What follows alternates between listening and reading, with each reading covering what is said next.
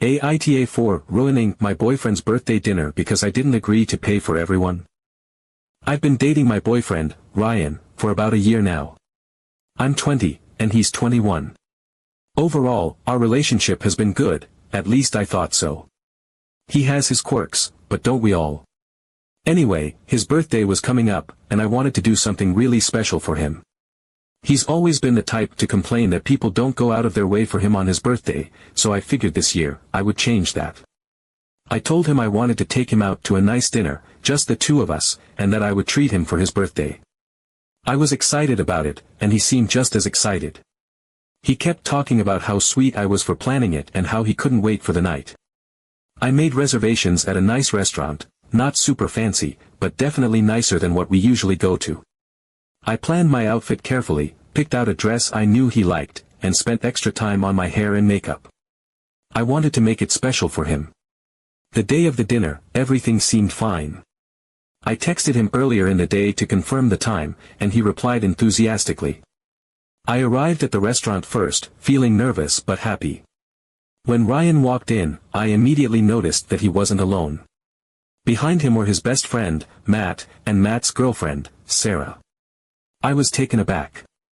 He hadn't mentioned anything about them coming.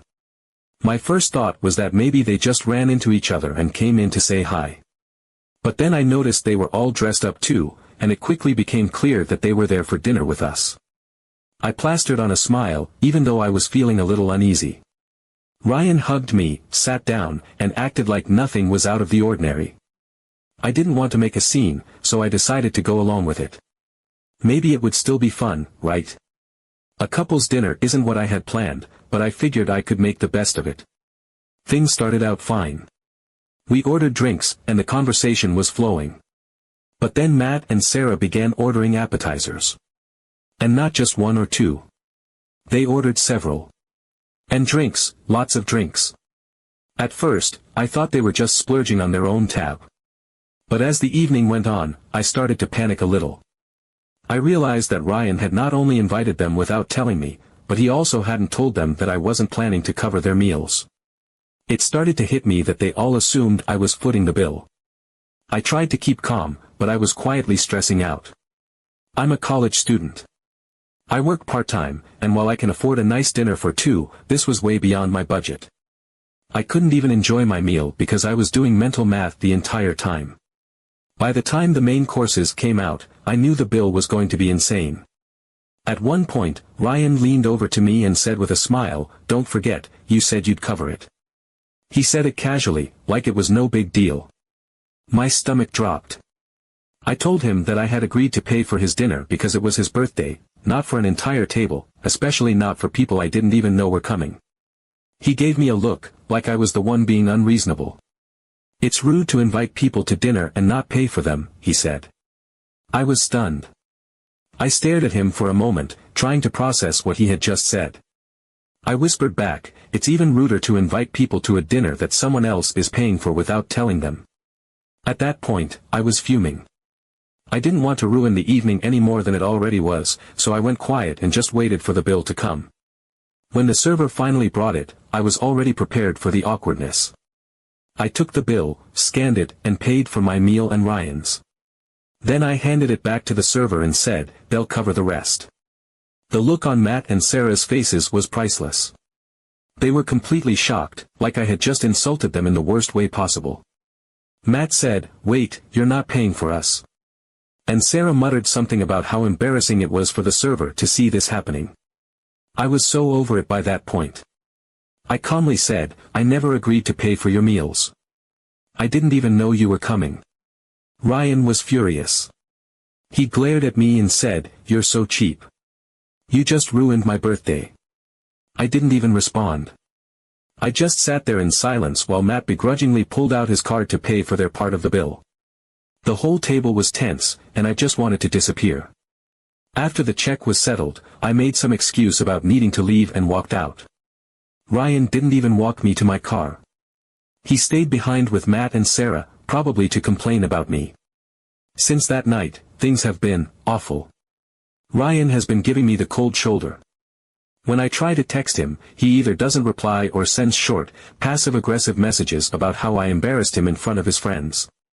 He keeps calling me cheap and saying I ruined his birthday. I tried to apologize at first, but he wasn't interested in hearing it. At this point, it's been a week, and he still hasn't made any effort to talk things out.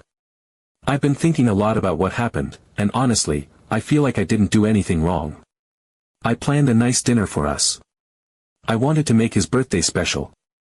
But instead, he blindsided me, put me in an uncomfortable position, and then made me feel like I was the bad guy for setting a boundary.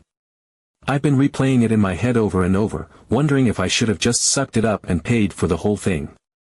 But why should I? That wasn't what I agreed to, and it wasn't fair of him to put me in that situation. Now, I'm seriously considering breaking up with him. This isn't just about the dinner. It's about the way he's treated me since then. The silent treatment, the name-calling, the complete lack of understanding, it's all making me question whether this relationship is worth it. I don't want to be with someone who disrespects me and makes me feel small. I loved him, but this whole situation has shown me a side of him that I don't think I can ignore. Am I overreacting? Is this breakup worthy? Or should I try harder to work things out? I'd love to hear your advice because I'm honestly feeling so lost right now. Update 1. First of all, I want to thank everyone who responded to my original post. Honestly, reading through the comments was an emotional roller coaster. A lot of you validated my feelings and helped me realize that what happened wasn't okay, and for that, I'm truly grateful. Some of you also encouraged me to give Ryan one last chance to talk things out before making any big decisions. While part of me felt like I already knew the answer, I decided to take that advice. I thought, at the very least, I owed it to myself to hear his side one more time before officially walking away. So, I reached out to Ryan and asked if we could meet in person to talk. It took a while for him to respond, and when he finally did, he seemed reluctant but agreed. We decided to meet at a nearby coffee shop. I was nervous as I walked in, but I also felt a strange sense of determination. I knew this conversation could either clarify everything or confirm that it was time for me to move on. When I arrived, Ryan was already there, sitting at a table with his arms crossed. His body language screamed defensiveness, which didn't exactly set the stage for a productive conversation. I sat down and started by telling him that I wanted to clear the air about what happened during his birthday dinner. I explained how I felt blindsided, disrespected, and embarrassed by the whole situation and how his behavior afterward only made things worse. I kept my tone calm and measured, but inside, my heart was pounding. Ryan didn't say much at first. He just shrugged and gave me that same dismissive attitude he'd been giving me all week. He said he still didn't understand why I was making such a big deal out of it. That response alone was enough to make me question why I'd even bother trying to talk to him. But I pressed on. I asked him directly why he invited Matt and Sarah in the first place when he knew the dinner was supposed to be just the two of us. At first, he deflected. He said something vague about how they're his closest friends and that it wouldn't have felt like a real celebration without them. He tried to frame it like it was a totally normal thing to do, but I wasn't buying it. I kept pushing for a real answer, and eventually, after some awkward back and forth, he finally admitted the truth. Apparently, Ryan had mentioned our dinner plans to Matt a week before his birthday. Matt, upon hearing that we were going to a nice restaurant, said something along the lines of, "Oh, that sounds fun. We should join you guys." Instead of shutting that down and explaining that it was meant to be a private dinner I was treating him to, Ryan felt awkward about saying no. He just went along with it. He told Matt and Sarah the time and place and didn't bother to mention it to me. In Ryan's mind, it was easier to avoid an uncomfortable conversation with Matt than to prioritize my plans and my feelings. What really got me, though, was the part that came next. Ryan admitted that Matt and Sarah had specifically said they didn't want to miss out on the fancy dinner. That's right, they invited themselves, fully expecting that I would cover the bill. Ryan knew this and still didn't say anything to me. He didn't try to set any boundaries with them, didn't warn me ahead of time, and didn't even feel bad about it afterward. He had just assumed I would be fine footing the bill because it was his birthday. And to top it all off, he genuinely didn't think it was a big deal. I sat there in disbelief as he told me all of this, like it was the most normal thing in the world. He wasn't apologetic. If anything, he seemed annoyed that I was making him explain himself. I realized in that moment that this wasn't just about the dinner. This was about who Ryan was as a person. He had no problem throwing me under the bus to avoid a slightly awkward situation with his friends. He didn't care how his actions affected me, and he didn't take responsibility for any of it. It was all about him, his comfort, and his convenience. That was it for me. I told him I couldn't be with someone who prioritized avoiding conflict with his friends over being honest with me. I told him I deserved better than to be disrespected and taken advantage of, and I was done. Ryan, true to form, didn't take it well. He accused me of overreacting and being dramatic. He tried to downplay everything, saying it wasn't a big deal and I was blowing it out of proportion. But his words didn't matter anymore. I had already made up my mind. I walked out of that coffee shop feeling a mix of emotions, anger, sadness, relief, but mostly, I felt free. Free from someone who didn't value me the way I deserved to be valued. Free from the stress of trying to justify my feelings to someone who refused to see my perspective. Free from a relationship that had become one-sided and exhausting. In the days that followed, I started to process everything more clearly. I realized how much I had been excusing Ryan's behavior throughout our relationship. This wasn't the first time he had shown a lack of consideration for my feelings, but it was the first time I couldn't ignore it. The birthday dinner fiasco was just the final straw. It opened my eyes to the fact that I was putting in way more effort and care than I was getting in return. Update 2. 2 days after I broke up with Ryan, I started noticing something strange. It began with texts from an unknown number. At first, they were passive-aggressive and petty, saying things like, "It's crazy how some people can't even pay for a birthday dinner," and "cheap people shouldn't date." At first, I didn't think much of it. I assumed it was either a random troll or, at worst, someone Ryan had vented to about the breakup. I rolled my eyes, blocked the number, and moved on. But it didn't stop there. The same type of messages started showing up in my social media inboxes. DMs from random accounts on Instagram, vague comments on old photos, even messages on Facebook from people I didn't know. Most of them echoed the same sentiment, accusing me of being cheap, selfish, or ruining someone's birthday. That's when it clicked, this wasn't random. Someone was orchestrating this, and it didn't take long to figure out who. Matt and Sarah had decided to take sides, and, unsurprisingly, it wasn't mine. At first, it was just a few cryptic posts on their Instagram stories, things like, "Some people are so fake," and, "Imagine being so cheap you ruin someone's special day." They didn't tag me, but it was obvious who they were talking about. I ignored it, thinking they'd eventually get bored and move on. But they didn't. Instead, they escalated. One day, Sarah posted an actual status on Facebook, "Nothing worse than someone who promises to pay and then backs out. Some people should learn basic manners." This time, she tagged me. I was mortified. I hadn't even realized she followed me on Facebook, let alone that she'd go to this extent to publicly humiliate me. I ignored the post, thinking it was better not to give them the reaction they were clearly looking for. But Sarah wasn't done. A few days later, she posted a video to Instagram. It was a low-budget, childish reenactment of the birthday dinner. Sarah played me, dramatically whining, "I can't afford this," while fake crying into her hands. Matt played Ryan, rolling his eyes and saying, "Don't worry, babe, I'll cover it." The caption read, "The cheapskate strikes again." I couldn't believe what I was seeing. It felt like something out of a bad high school drama, not the behavior of two adults in their 20s. At that point, I realized this wasn't just petty, it was harassment. I saved every post, every message, every comment, and took screenshots of everything. I wasn't going to engage with them, but I also wasn't going to let them get away with this. The worst part was how public it all was. Mutual friends could see the posts, and while many of them stayed silent, a few reached out to me privately to express their disgust at what Matt and Sarah were doing. One friend even messaged Sarah directly to tell her she was being childish and cruel, which, of course, only made Sarah double down. The final straw came when Ryan himself got involved. I was scrolling through Instagram when I saw it. On one of Sarah's posts about the cheapskate, Ryan had left a comment, "She deserves this." My stomach dropped. I couldn't believe it. This was someone I had cared about for an entire year, someone I had planned to spend my future with. And now, he was not only condoning this behavior but actively encouraging it. I felt a mix of anger, sadness, and betrayal.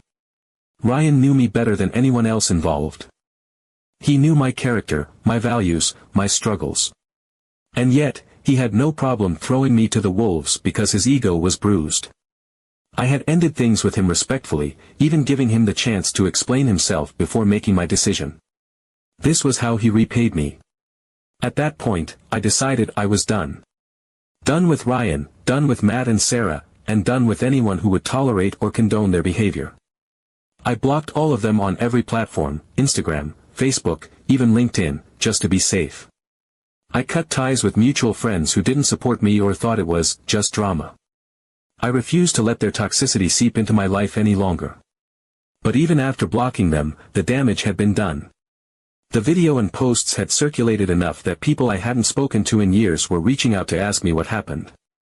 I had to explain the story over and over, reliving the humiliation each time. It felt like Ryan and his friends had stolen my narrative and twisted it into something ugly. But I refused to let them define me.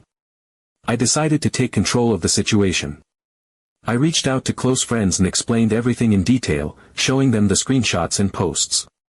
Thankfully, the people who mattered most stood by me.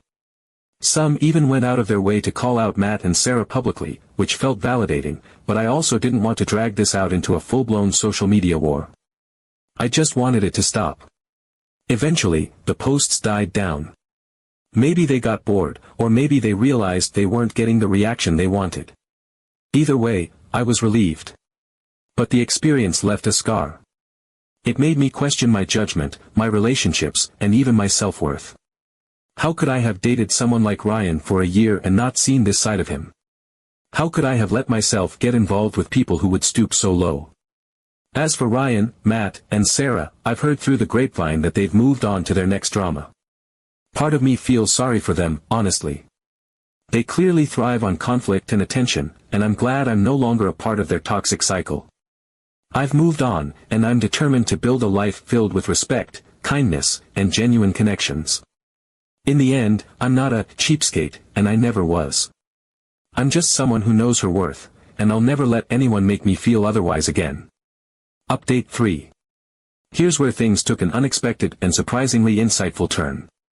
About a week after the social media drama had finally died down, I received a message from someone I didn't recognize.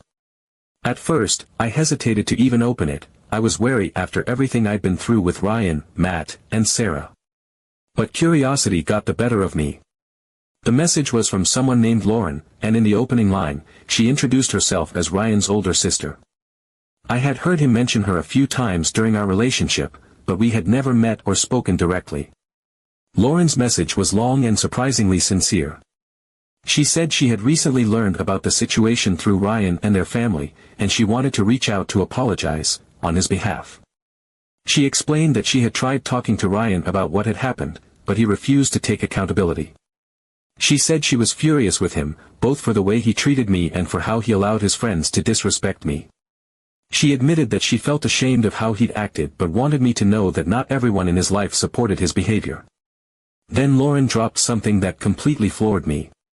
She revealed that this wasn't the first time Ryan had pulled a stunt like this. Apparently, during his last serious relationship, he had done something eerily similar. He had invited a group of his friends to a private event his ex had planned, a romantic getaway for just the two of them, and assumed she would cover the cost for everyone. According to Lauren, that relationship ended shortly afterward for similar reasons: Ryan's inability to set boundaries with his friends and his tendency to take people's generosity for granted. She told me that even as his sister, she found his behavior baffling and infuriating. Lauren's message struck a chord with me. On one hand, it was validating to know that this wasn't some isolated incident or me blowing things out of proportion. On the other hand, it was infuriating to realize that Ryan's pattern of entitlement and carelessness wasn't new. He had been this way for years, and it seemed like no one had ever been able to get through to him. Lauren told me that she hoped I wouldn't let this experience make me cynical about relationships because, as she put it, you deserve someone who respects you and your effort. Her message gave me a sense of closure I didn't know I needed. It confirmed that my feelings were valid and that I wasn't crazy for expecting basic respect in a relationship. I wrote back, thanking her for reaching out and for her kind words. I told her that while I appreciated her message, I wasn't holding my breath for Ryan to change anytime soon. Lauren agreed, saying that while she loved her brother, she wasn't blind to his flaws. She said she hoped he would eventually grow up and learn from his mistakes, but she knew that wasn't something anyone could force him to do. After that exchange, I felt a weight lift off my shoulders. It wasn't about Ryan anymore, it was about me and the life I wanted to build for myself. The dinner incident and everything that followed were just symptoms of a bigger issue, Ryan's lack of respect for me and my boundaries. And if Lauren, someone who had known him his whole life, was willing to acknowledge that, then I felt even more confident in my decision to leave him behind. Since then, I've been focusing on myself. It started with small steps. I began spending more time with friends, catching up with people I had drifted away from during my relationship. I started picking up hobbies I'd neglected, like painting and baking, and found joy in rediscovering the things that made me happy. One weekend, I even treated myself to a solo spa day, a completely indulgent and selfish act of self-care that felt like the ultimate middle finger to all the chaos I had endured. I also started reflecting on the red flags I had overlooked during my time with Ryan. There were moments early on when he had shown hints of entitlement, moments when he had put his friends' needs above mine or brushed off my feelings. At the time, I had written them off as minor issues or told myself that every relationship had its rough patches. But now, with the clarity of hindsight, I could see that those moments were part of a larger pattern. The breakup taught me a valuable lesson about self-respect. It's not just about saying no when someone crosses a line, it's about recognizing the small, subtle ways people show, or fail to show, respect for you on a daily basis. It's about trusting your gut when something feels off and not excusing behavior that makes you feel unappreciated or taken for granted. As for Ryan, I have no idea what he's up to, and I honestly don't care. I've blocked him, Matt, Sarah, and anyone else connected to that toxic circle. I've cut ties with the mutual friends who stayed silent during the drama or tried to tell me to just let it go. The people who matter, the ones who supported me and stood by me, are still in my life, and that's enough. What surprised me most in the weeks following the breakup was how freeing it felt to let go of a relationship that had been weighing me down. I hadn't realized just how much emotional energy I had been pouring into Ryan, trying to make him happy, trying to meet his expectations, trying to convince myself that the relationship was worth it. Letting go felt like exhaling after holding my breath for far too long. One day, while scrolling through my phone, I stumbled across a photo I had taken of the two of us on one of our first dates. We were smiling, arms wrapped around each other, and at the time, I had thought I was the luckiest girl in the world. Looking at it now, I felt nothing. No sadness, no longing, no anger, just indifference. That's when I knew I had truly moved on. I'm not cynical about love, but I'm more careful now. I've learned that effort in a relationship should be mutual, that boundaries matter, and that respect is non-negotiable. I've learned to value myself and my time, and I've learned that sometimes walking away is the best thing you can do for your own peace of mind. Here's to better things, and better people, in the future. If this experience taught me anything, it's that I deserve nothing less. And for anyone reading this who might be going through something similar, you do too.